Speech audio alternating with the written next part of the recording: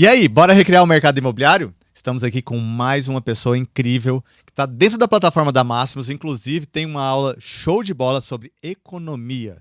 Economia e mercado imobiliário, eles se vinculam. Ele é muito importante o corretor, o profissional do mercado imobiliário saber sobre economia, principalmente porque como eles se vinculam e os clientes hoje estão cada vez mais exigentes. Caso você queira atender grandes incorporadores ou clientes com maior ticket de imóvel, é importante que você saiba essa conversa aqui que a gente vai ter, né, os termos utilizados na economia. E hoje a gente está aqui com o nosso especialista, nosso economista maior do nosso estado aqui, que eu gosto de falar, porque é o Luiz Carlos Ongarato. Mais uma vez, gratidão por você estar aqui, Carlos. Bom, é um prazer estar aqui, Marcos, para a gente falar um pouquinho, né, dessa atualização que é sempre importante.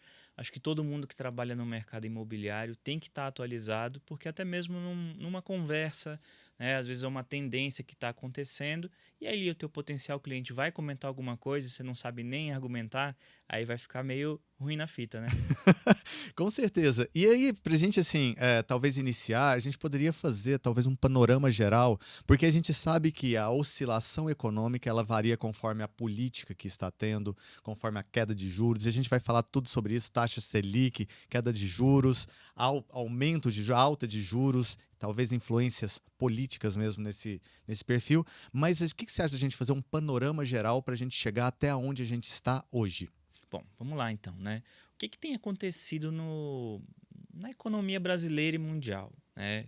Vamos fazer um retrospecto aqui de pouco tempo, mas especialmente ali durante e final da pandemia, que está tendo um reflexo agora, em 2023 e 2024, com certeza vai seguir.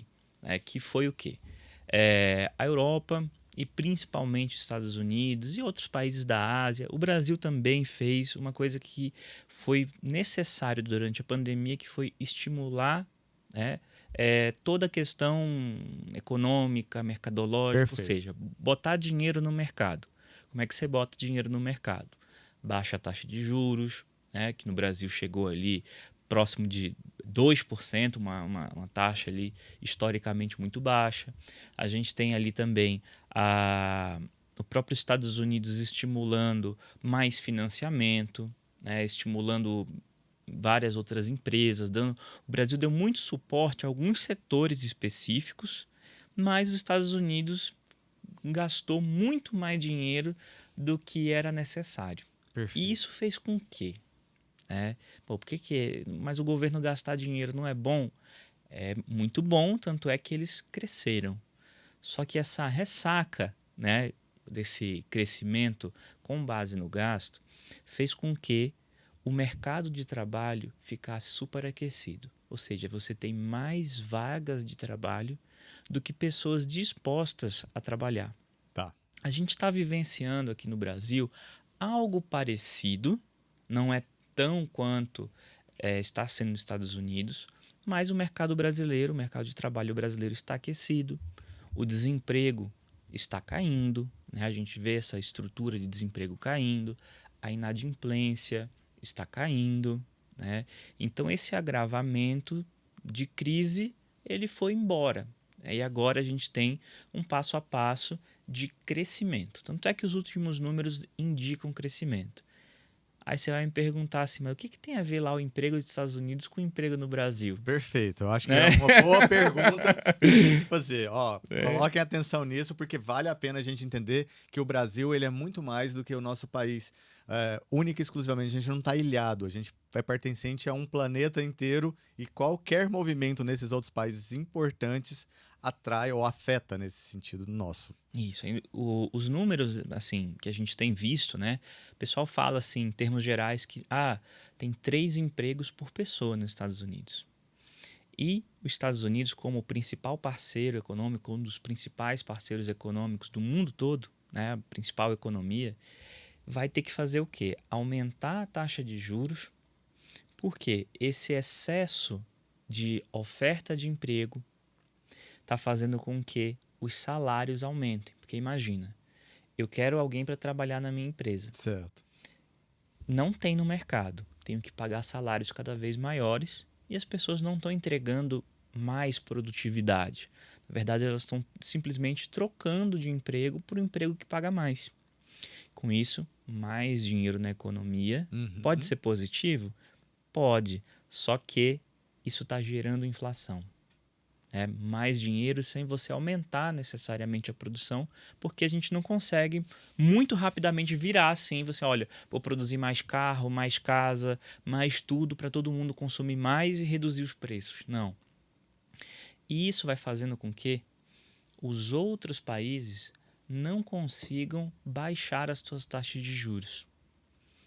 Porque o capital, imagina, Estados Unidos é a maior economia do mundo, a economia mais estável, mais confiável do mundo. E aí todo mundo quer o quê? Com juros mais elevados, tira o dinheiro do Brasil e vai mandar dinheiro para os Estados Unidos. Volta esse dinheiro para os Estados Unidos. Certo. Então, o que acontece? Aí a gente tem uma questão, que é menos dinheiro para investimento no Brasil, a gente tem menos pessoas querendo o real vai se desvalorizando, e aí vai o quê? Aumentando a nossa inflação indiretamente. Tá. Por quê? Se o dólar aumenta e fica mais valorizado, o produto importado fica mais caro. Mas que produto importado é esse? Vamos costurar muitas coisas aqui. Perfeito, tá, Marcos? vamos lá. Mas que produto importado é esse? Será que eu consumo tanto produto importado?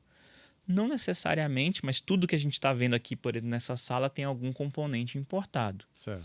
Mas para trazer e para a gente chegar aqui, a não ser que você tenha abastecido o seu carro com etanol, você precisou de petróleo.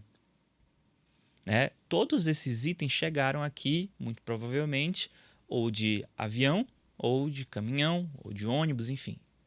A logística toda está atrelada ao petróleo. Entendi. Então, com o preço mais caro do dólar, esse dólar ele baliza o petróleo, ele vai balizar outros produtos que são muito importantes, desde cesta básica, desde da logística como um todo, até mesmo a parte de comunicações, enfim. Tudo vai ter o impacto do dólar. E isso vai fazendo com que a gente não tenha uma brecha tão grande para poder baixar a nossa taxa de juros.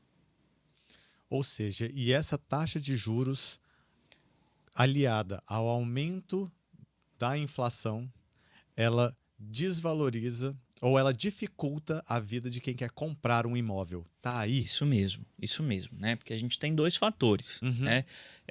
A gente está falando da influência dos Estados Unidos aqui. Vamos falar agora daqui. Uhum. Quando eu aumento os juros para conter a inflação, primeiro acontece a inflação e eu aumento os juros. Então, o poder de compra diminui. Então, aquele imóvel ele vai ser reajustado. O valor de um imóvel ele vai ser reajustado. Vamos pensar no imóvel usado. Se eu for pensar num lançamento, certo. Eu vou ter que ter uma estrutura de financiamento, seja diretamente com a construtora, incorporadora ou via financiamento bancário. Uhum. Quando a gente tem juros maiores, fica mais cara ou a parcela, ou alonga-se mais o pagamento, ou fica mais difícil eu conseguir um financiamento dado o risco que tem no mercado. Perfeito. Mas esse risco ele não tem um componente econômico só. Ele vai ter outros tipos de componentes, que são componentes de inadimplência, componentes políticos, componentes de expectativas, que aí a gente tem que destrinchar cada um deles. Tá, agora, Carlos, assim, eu queria saber de uma forma mais simples, porque isso é uma dúvida que eu tenho realmente. Eu penso que pode ser que seja a dúvida também de algumas outras pessoas. Por que necessariamente, quando a inflação está aumentando, esse aumento dos juros faz com que a inflação diminua ou pelo menos estabilize? Qual que é essa lógica? O porquê que isso acontece no país? Isso é um fundamento que tem a ver com a restrição do dinheiro.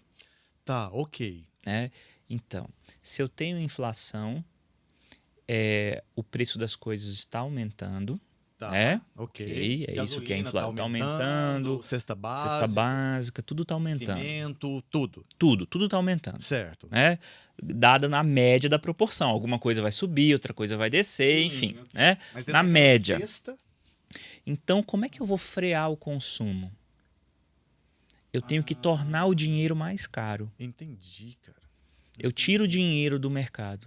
Quando eu aumento a taxa de juros, eu vou dizer assim, olha, né, não está valendo a pena você gastar ou você não tem, né, nenhum acesso a financiamento. Tá. Ou menos dinheiro está disponível para financiar, ou está muito mais caro financiar. Você torna o produto mais caro pela inflação e pelo custo de financiamento. Né? Então, por conta disso, o que vai ter no mercado? Menos demanda, né? Menos consumo. Tendo menos consumo, você espera que haja um desconto no mercado. Tá, mas isso não foi o que a gente viu, por exemplo, na Argentina. Vamos levar ali para o nosso país vizinho, que agora está numa guerra lá eleitoral e a gente não sabe o que vai virar ali muito bem. Mas assim, para a gente não sair muito fora, lá temos uma inflação que chegou a 140%, segundo os jornais. Uhum. Tá, essa inflação de 140%, as pessoas não estão conseguindo comprar mais nada porque também o dinheiro sumiu ali e desapareceu. Como que explica alguma coisa nesse sentido, Carlos? Para chegar num país, chegar nesse ponto, para a gente entrar também dentro da questão imobiliária da Argentina, que possivelmente, se a gente for escalando para algo nesse sentido aqui, o imóvel ele vai ser hipervalorizado. Né? Sim. Lá na Argentina, primeira coisa, né, os argentinos são especialistas em quebrar economicamente o país. Porque Tá. desde o século... A Argentina era um dos países mais ricos no início do século XX. Né? E hoje é um país que é um caso, assim, até de livro, vamos colocar assim, de empobrecimento. Da população geral, como um todo. Da população geral, do país como um todo. Né? Por quê? Foram escolhas que foram feitas lá no passado e que persistiram nesse erro. Primeiramente, né? Eles não tiveram durante muito tempo a taxa de juros. Tá. Por quê? Vamos lá. Então, assim, existem coisas que parecem ser muito óbvias, né? Eu sempre gosto de comentar isso, né? Por exemplo, toda economia tem uma taxa de juros. Não é assim que funciona. Taxa de juros é uma forma que a gente criou para a gente estimular ou desestimular a nossa economia e determinar o preço da moeda. Entendi. Ou seja, na Argentina, então, trocando em miúdos, não existia taxa de juros. Se a pessoa fosse comprar um imóvel de 500 mil reais, ela poderia financiar ali os 500 mil reais no final disso? É isso que aconteceria? Os 500 mil pesos, eles eram dolarizados. Então, você troca a valorização e desvalorização da tua moeda, né, pela dolarização. Ou seja, é conforme o quanto o governo vai dizer que vale aquele câmbio. Por isso que na Argentina tem sempre o mercado oficial de câmbio e o mercado paralelo. A gente tinha essa estrutura aqui até o início dos anos 90 no Brasil. O dólar paralelo e tal. E o que envolve, né, você não ter taxa de juros e dolarizar a economia? Na verdade, o peso, né, em relação ao dólar, assim como o real em relação ao dólar, ele oscila diretamente. Só que quando você fixa o câmbio, que era a dolarização, que era um peso para um dólar, que a Argentina ficou durante muitos anos com isso, inclusive é essa uma das propostas de um dos candidatos. Sim. Né? O governo gasta dinheiro para pagar a diferença cambial. Então, por exemplo, né, se R$1 tinha que custar $1, né, um peso custar $1, se ele teria que custar 1,50, esses 50 centavos de diferença ele é bancado pelo governo para todas as transações para manter aquele dólar em paridade com o peso. Então gasta-se dinheiro, gasta-se reservas internacionais. Tá. Né? Que aí você vai ver sempre notícia, fez swap de dólar, swap cambial feito pelo Banco Central. Hoje o Brasil está muito estável em relação a isso. A Argentina, por sua vez, já gastou todas as suas reservas, não tem mais reserva.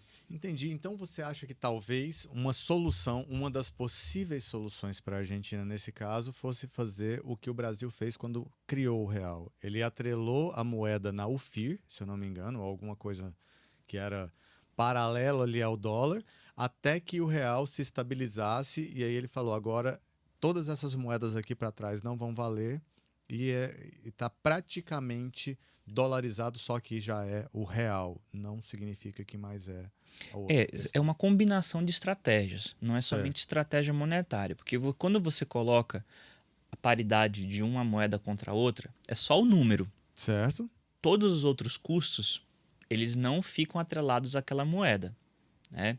Então, vai depender do quê? Da oferta e da demanda. Dado que custa tanto, né? Vou comprar sim ou não. Mas falando de plano real e para entender também essa questão, eu preciso ter algumas metas. Por exemplo, meta de gasto, né? O governo tem que cortar gasto. As estruturas estatais têm que diminuir para diminuir gasto. Você tem que fazer dinheiro para você ter reservas. Né? Perfeito. Você tem que atrair investimentos para gerar mais emprego, mais renda. Né? E o que aconteceu lá na Argentina foi justamente afugentar as empresas. Porque era muito caro produzir na Argentina. Que imagina você pagar um salário em dólar para um trabalhador, né, argentino, que gera menos riqueza aquele país, tem menos poder de compra. Entendi. Então foi todo um ambiente construído para dar errado. Né? Por quê? O que é legal do dólar? Se fosse um dólar, um real. Cara, Né? eu não vou nem falar da pergunta que eu gostaria de falar, assim, para não ouvir uma resposta que eu não quero ouvir, assim, se a gente está construindo alguma coisa parecida aqui no Brasil, Não, sabe? não. Aqui é muito diferente. A economia é muito mais forte, muito mais estável. Legal. Tanto é que nós somos das principais economias do mundo. Né? Os nossos sistemas de governança são muito mais fortes. Né? E também tem uma questão cultural econômica no Brasil. Né? Muito diferente da Argentina, que queria ter muito poder de compra, mesmo sendo um país pobre. Porque imagina se a gente colocasse R$1 para $1. Não ficaria muito mais fácil viajar para o exterior? Sim, ficaria. Para consumir qualquer produto importado, Seria comprar incrível. um telefone, comprar eletrônicos. Show de bolas. Só que aí, por sua vez, a gente não ia ter mais nada produzido no Brasil. E aí não ia ter emprego no Brasil. Você tem razão total. Porque assim, qual que é a razão de você produzir aqui se você produzir em outro Isso. país te custasse a mesma quantidade de aqui, porém lá a rentabilidade ou a produtividade é muito maior Isso ou mesmo. acelerada. É isso. Então, por isso que aconteceu esse processo de empobrecimento. Tá. Né? E aí a gente voltando para o mercado imobiliário, nesse caso específico lá da Argentina, a gente sabe, assim, eu na verdade, eu soube de fontes particulares, na verdade, assim, são amigos, pessoas que eu converso, falando que o imobiliário foi o que salvou ou que continua salvando as pessoas da Argentina, porque lá eles têm o hábito de investir em imóveis desde sempre. Então, a maioria das famílias lá tem a sua casa e mais uma, pelo menos, que aluga.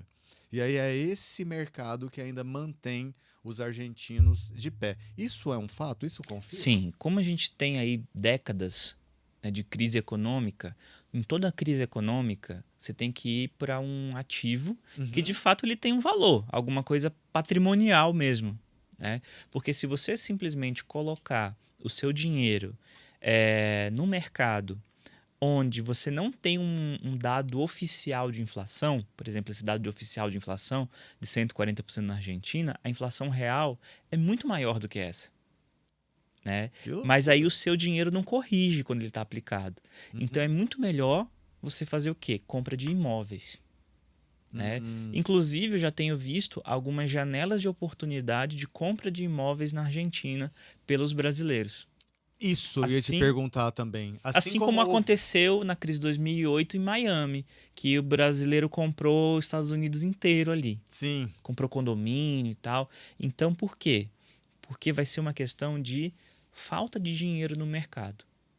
Que foi a mesma coisa nos Estados Unidos, está acontecendo na Argentina. Quem tem dinheiro? Nós temos dinheiro. Então a gente vai lá e compra imóveis mais baratos.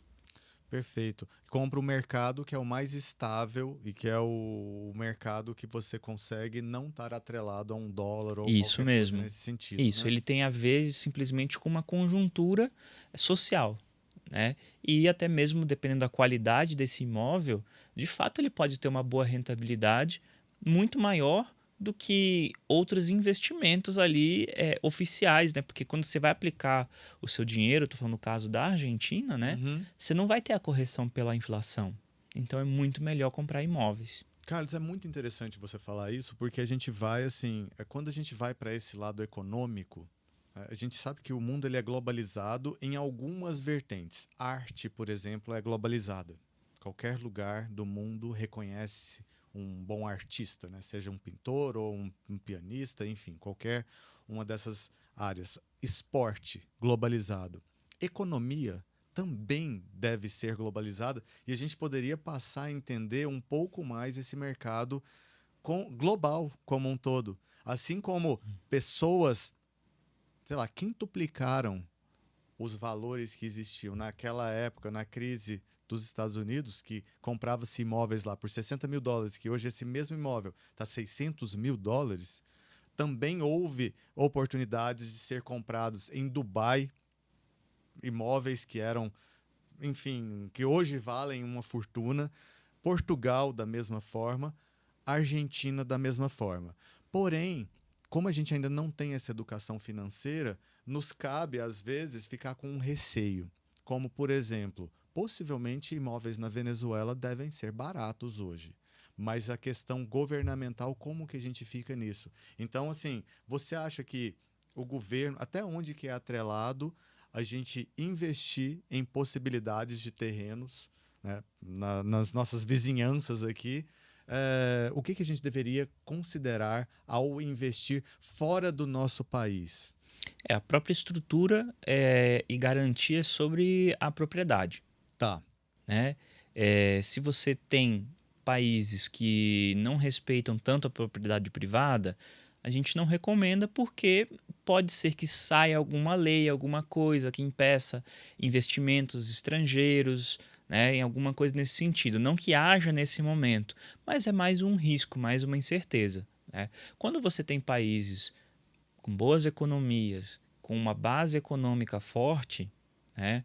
Apesar da Argentina estar em crise, por exemplo, é um país que tem riqueza, participa da OCDE, enfim, é um país que não há interesse global que ele quebre, porque ele é um Perfeito. grande produtor de carne, produtor de grãos, produtor de trigo, né? Cereais, enfim. Tem toda essa questão também que não é interessante que acabe a produção argentina, né? Mas a gente pegando o Brasil em comparação, né? Quando a gente fala de política e política econômica, economia política, né? A gente gera muita instabilidade quando você dá baixa previsibilidade, Ok. né? Então isso vou colocar mais um outro fator econômico aqui dentro, que é a taxa de juros de longo prazo.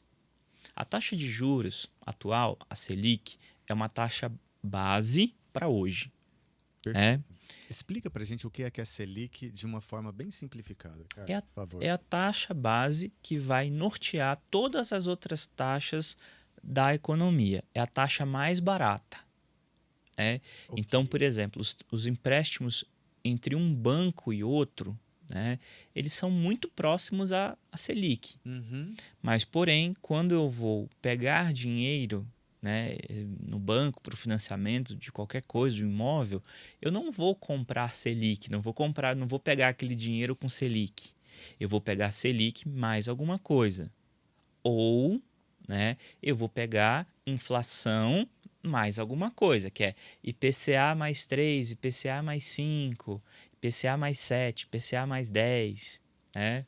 Tá. Que são aquelas taxas que a gente vê no financiamento. E por que que assim tem tanta taxa assim? Por que que tem tantos nomes? Por que que a gente não poderia ter um nome simplificado? Por que que de repente começou IGPM, IPCA e não sei das quantas, Uhum. INCC? Cada um é atrelado. Por que que a gente não consegue fazer uma nomenclatura única para conseguir dar ritmo e para conseguir simplificar toda essa questão financeira?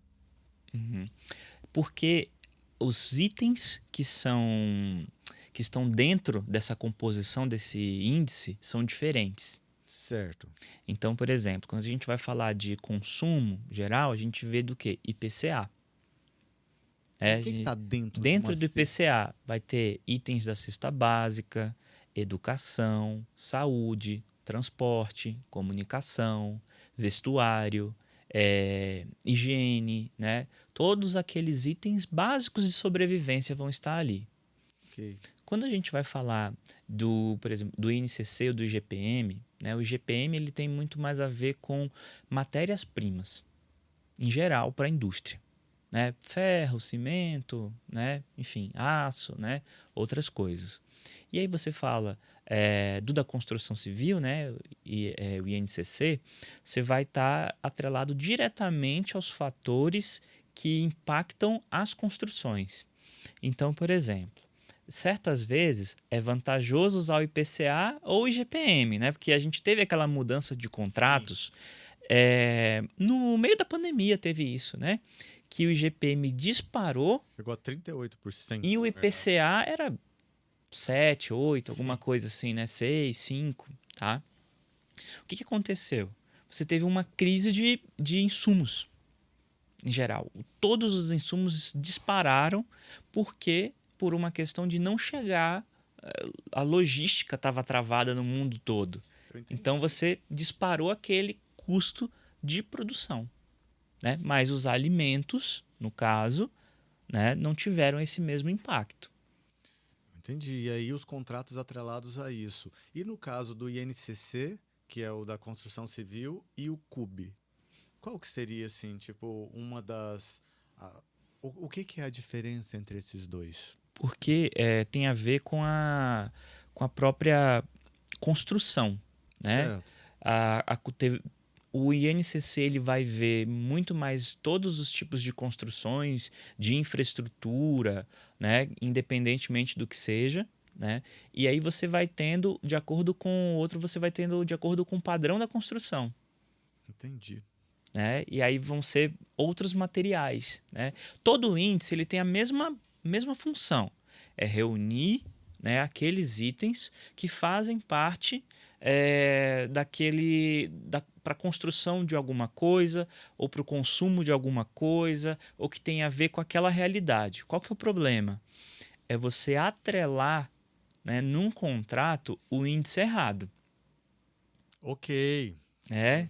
Ao invés de INCC, você coloca IGPM, por exemplo. Por exemplo, ou IPCA, enfim. Né? Por que hoje está se privilegiando contratos de financiamento, mesmo imobiliários, com IPCA?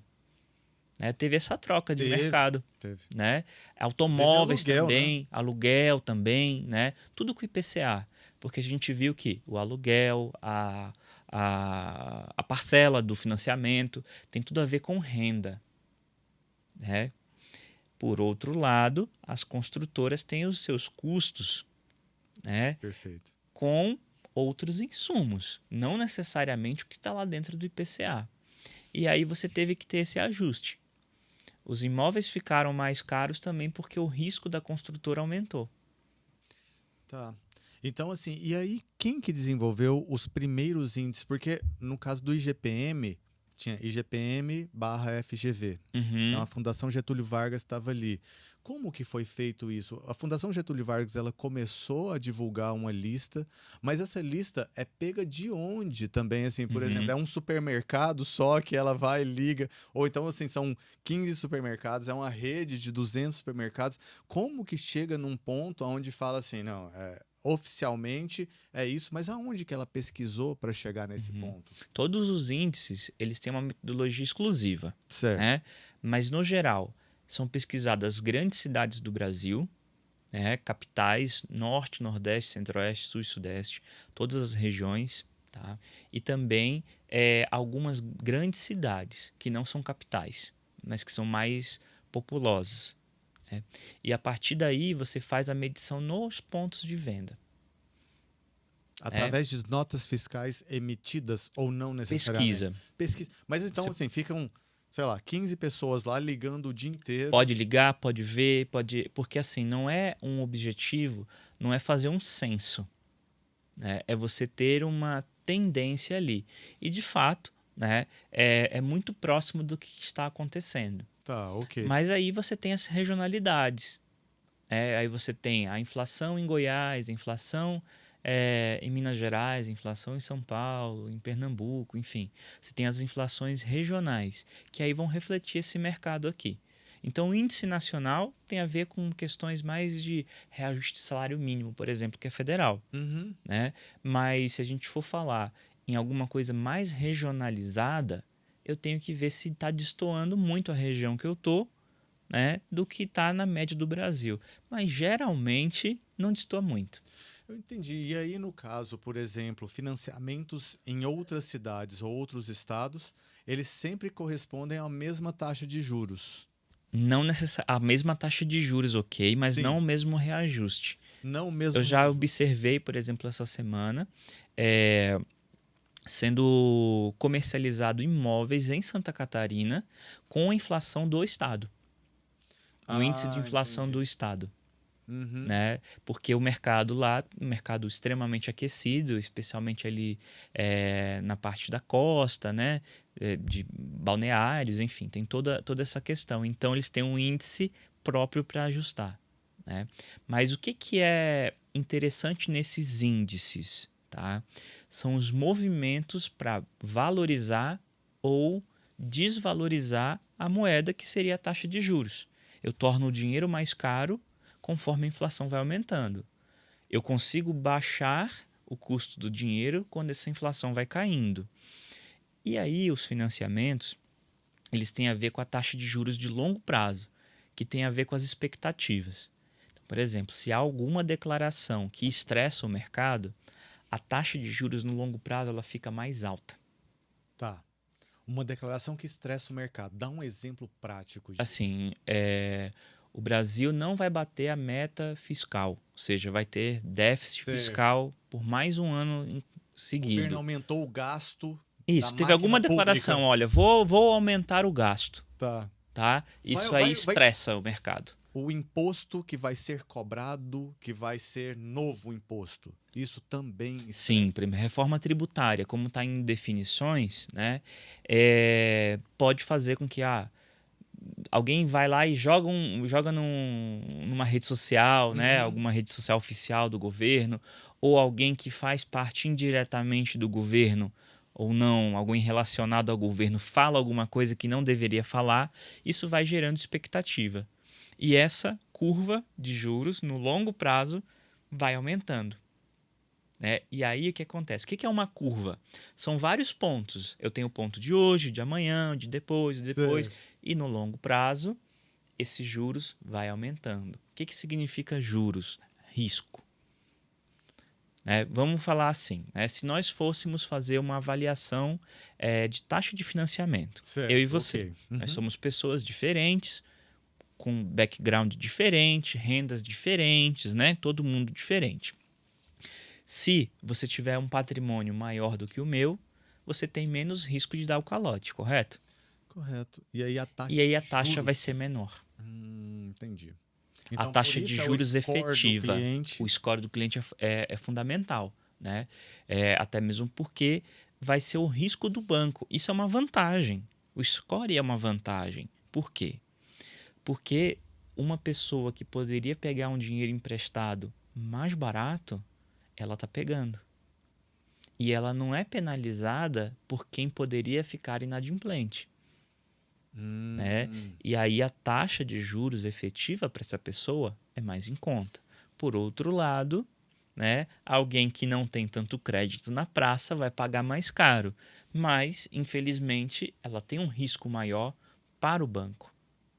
mas isso é bom porque pelo menos a outra pessoa não vai Isso mesmo. contribuir, né, negativamente, no caso, para assumir a despesa que aquela pessoa poderia Isso. dar. Seria nessa. É esse o mecanismo de funcionamento. Tá. E agora sim, com relação a esse score, Score bancário que a gente fala, o Uhum. que é a composição? Você conhece, assim, dessa composição do score bancário? O que faz a pessoa, assim, ao longo de quanto tempo? Existe um momento que eu já vi algumas pessoas falando que após 5 anos, ou após 10 anos, ou após Uhum. algum período, aquele score zera. Isso é um fato ou é algo que você vai agregando ao longo da sua jornada inteira dentro do banco? Bom, dentro do banco você vai ter o histórico. E Uhum. agora você tem aí com a possibilidade de você compartilhar dados de um banco que você tem conta com outro, né? Vai fazendo com que esses bancos se comuniquem e, né, consigam acessar o teu histórico. Certo. Então, vai desde o teu patrimônio, o teu investimento, se você tem alguma previdência, né? Se você tem cartão de crédito, você já atrasou esse cartão de crédito, se você já ficou inadimplente, já ficou negativado em algum momento. E isso aí cada um vai ter a sua metodologia para atribuir uma nota, né? Se é uma nota positiva, ótimo, né? Consigo ali negociar taxa de juros. É o que a gente vê no mercado financeiro, que são os ratings, né? Tem Tá. aquelas agências de rating que vai dar o rating de uma empresa A, B ou C, o rating do Brasil, né? Que é aquela nota. E também a gente também tem uma nota de crédito.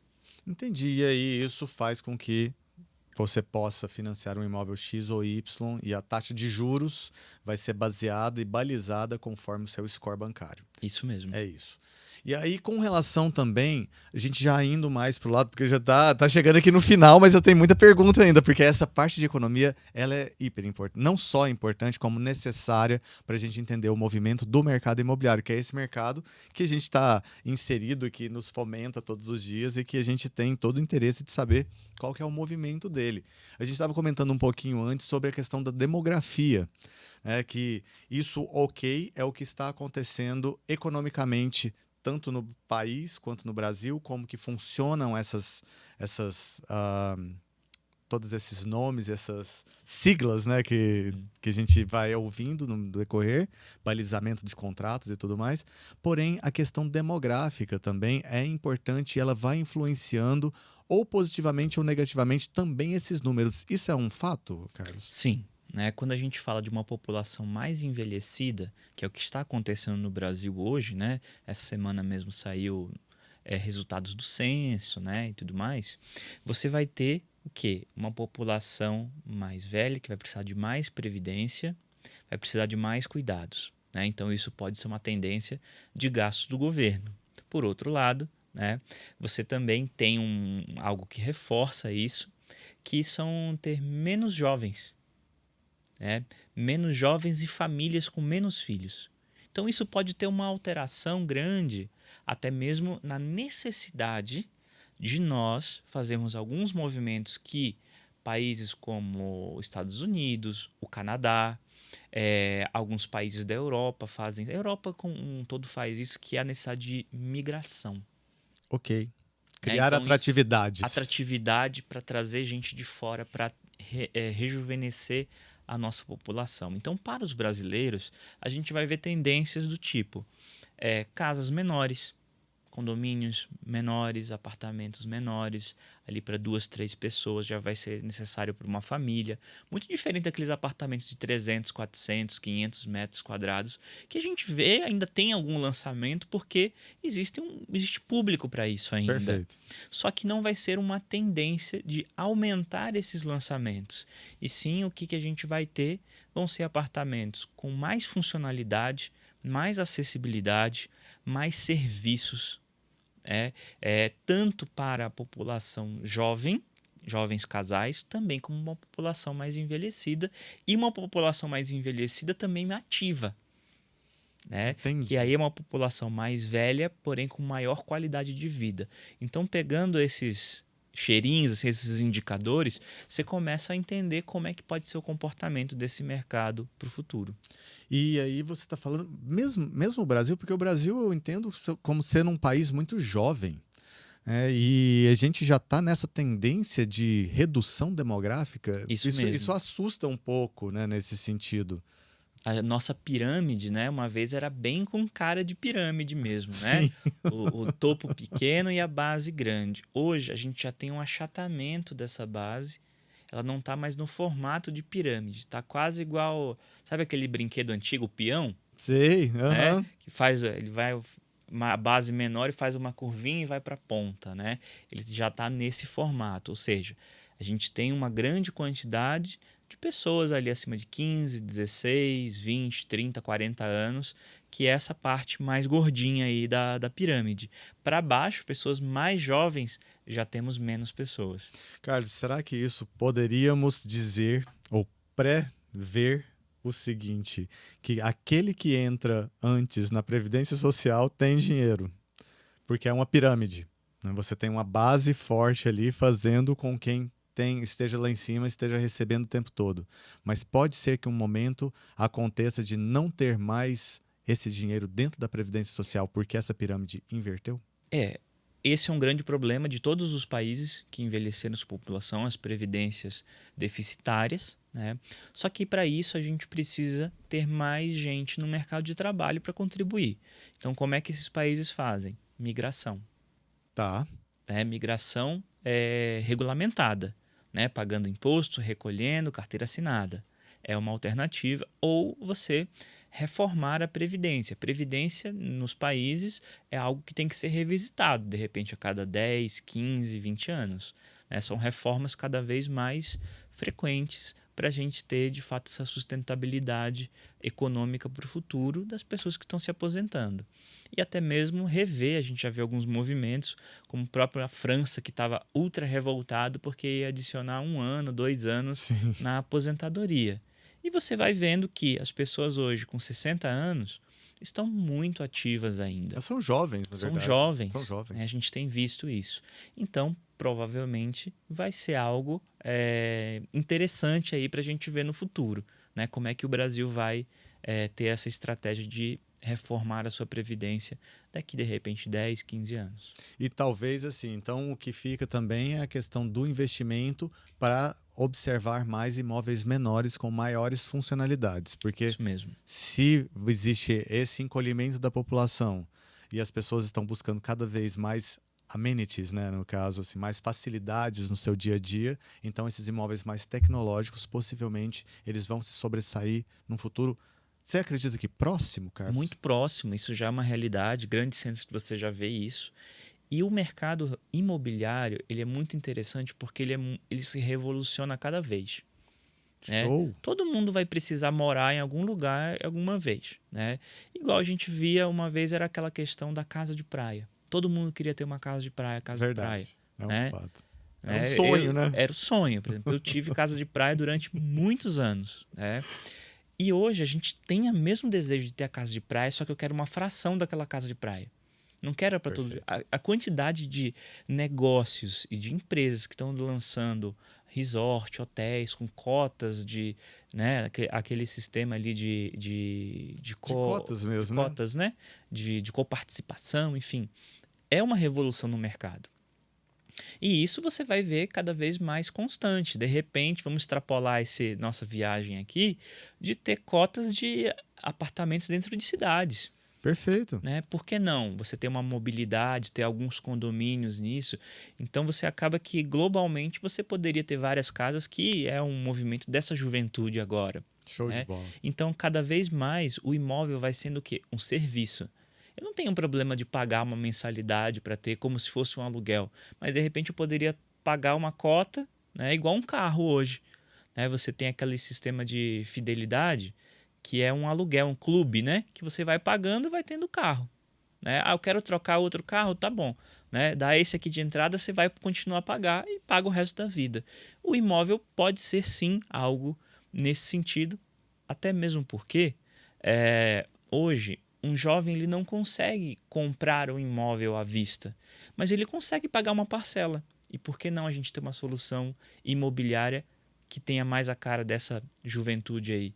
Né, que eu possa pagar um aluguel e usufruir de várias propriedades. Super legal isso. Eu gosto muito dessa visão, até porque vai de encontro com esse mundo que a gente está vivendo hoje, né? Um mundo líquido, no sentido de que hoje você está aqui, amanhã você pode estar na Tailândia, depois você pode morar em Xangai e está tudo certo, né? Porque as oportunidades e as possibilidades, elas estão também diversificadas. A gente começou falando para a gente começar a ter essa visão global, né? Tem algumas coisas que a arte hoje ela já é considerada globalmente, o esporte, a economia e por que não também a moradia, né? A moradia ela pode sim ser global, é só a gente disruptar um pouco essa nossa forma de ver as coisas e principalmente não se atentar, não se ater que o mercado imobiliário ele deve ser local, você deve viver, nascer, morrer ali naquele mesmo lugar. Não, é o mundo inteiro que você pode ter a sua disposição, né, nesse sentido.